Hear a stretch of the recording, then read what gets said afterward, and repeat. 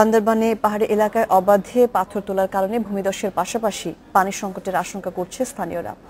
আর প্রশাসনকে পাশ কাটিয়ে স্থানীয় প্রভাবশালীরা এসব কাজ করায় প্রতিবাদের সাহসও পান না কেউ। পাহাড়ে পাথর উত্তোলনের অনুমতিপত্রে প্রাথমিক শর্ত হিসেবে ঝিরি বা নদী থেকে ভাসমান পাথর সংগ্রহের কথা বলা হয়েছে।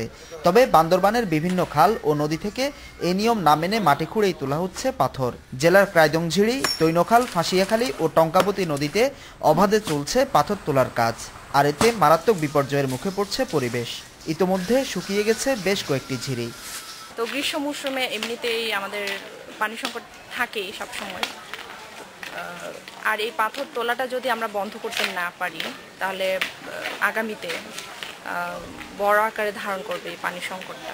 আমাদের বাড়ির পাশে পাথরগুলো সব কিছু নিয়ে যাইতেছে। ভবিষ্যতে আমরা কিভাবে থাকবো? আমার ঘর বাড়ি ভাঙ্গা যাইব। পাহাড়ে এরকম অবৈধভাবে পাথর তোলার পিছনে অভিযোগের তীর স্থানীয় প্রভাবশালীদের দিকেই। আর বরাবরের মতো এভাবে পাথর তোলা নিয়ে অন্ধকারে প্রশাসন।